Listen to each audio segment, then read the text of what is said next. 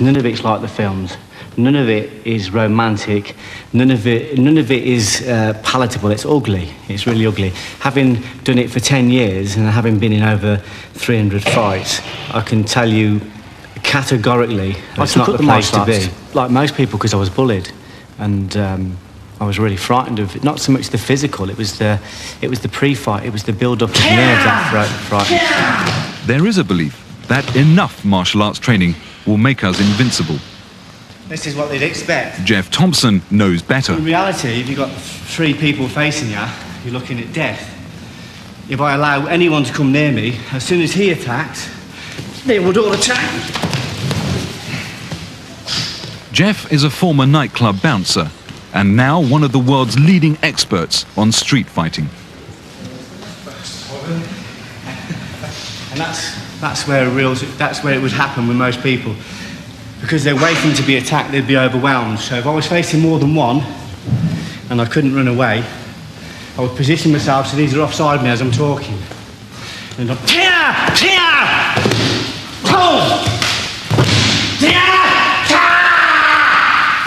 get back! Stay with your fucking heart! My specialism is realism, how it's going to be outside the chip shop.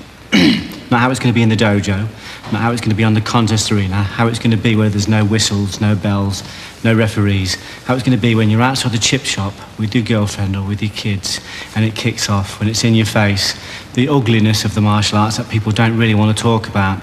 In a real situation, quite often the first thing you see, first thing you get, is when someone comes up to you and it says, "You fucking got a problem with me, you're looking at me. You fucking keep out of it, you fucking keep out of it. Have you got a problem with me? Is this about fucking me and you?" Before you can do anything else, you've got to get beyond that.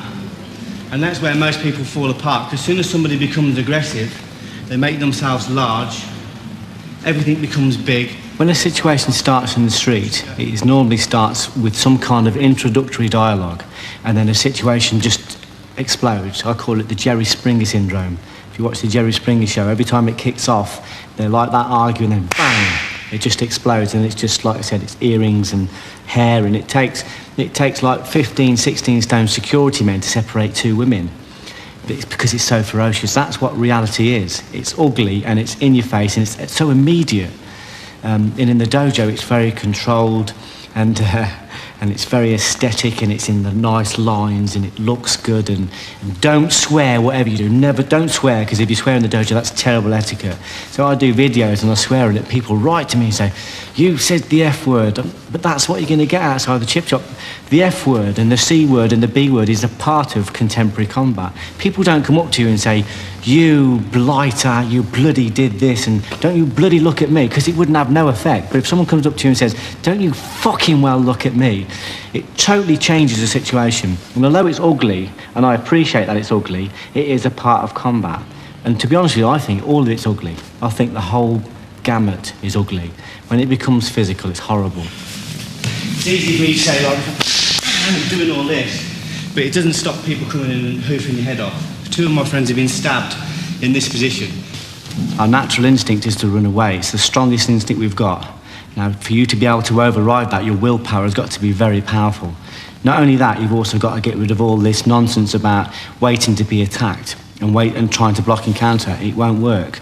So if it's going to be physical, control the pre-fight. If you can, avoid it and escape. And if you can't, be the hammer or the anvil. You either hit first or you get hit yourself. And like I said, most situations these days do not end after the first blow. The fight starts when you hit the floor, and then someone does a 56 move kata on your head, and when they're finished, your mum won't recognise you. You just come out with the toe tag and the nice inscription on the marble. I did have a guy come to me once who successfully defended himself, but was complaining because he'd got a graze on his head, and all his shirt was ripped open, and he looked a bit dishevelled. That's real life, isn't it? That's real fighting.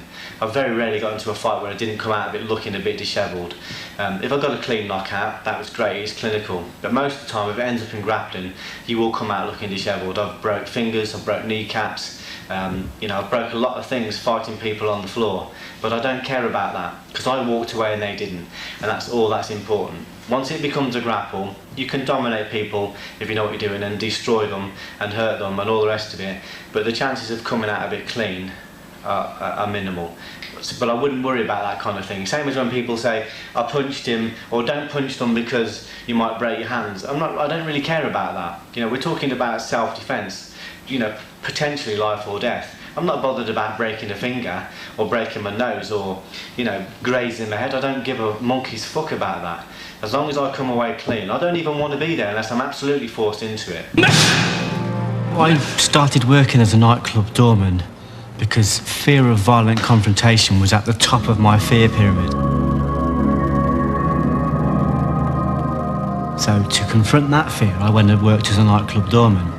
And in that time, I was involved in thousands and thousands of physical encounters, over 300 fights where I was, you know, one-on-one fights. And I found myself, and then at the same time I lost myself. So I went on there for salvation because I needed to confront my fear of violence. But then I became violent, I became dark. So then it was a matter of redemption, to get myself back off the door, because I became the person I hated. I looked in the mirror and I just saw a bully. You fucking got a problem with me? You're looking at me? You fucking keep out of it! You fucking keep... I'd been in a fight and I thought I'd killed this particular person, and in my mind I was certain I had. And it was a fear I carried through 10 years working the door. And I remember coming home, I remember it distinctly. I came home and in my mind this guy was dead. They took him to the hospital, no one can get him round, and I was certain I'd killed him, and I felt like I'd lost everything, and it was almost like the veil dropped. I come home, my wife was in bed, and I remember touching her, and she was like silk. I couldn't believe how beautiful she was. And I thought, I'm losing all this because I'm working as a nightclub doorman, because I'm rolling around the mud with some Neanderthal. I just thought, I can't believe I'm losing all this. And I was thinking about silly things like sitting on the doorstep with a cup of tea, looking out into the fields. I'm going to lose that. I couldn't believe how lucky I was to have my liberty, to have all these beautiful things around me.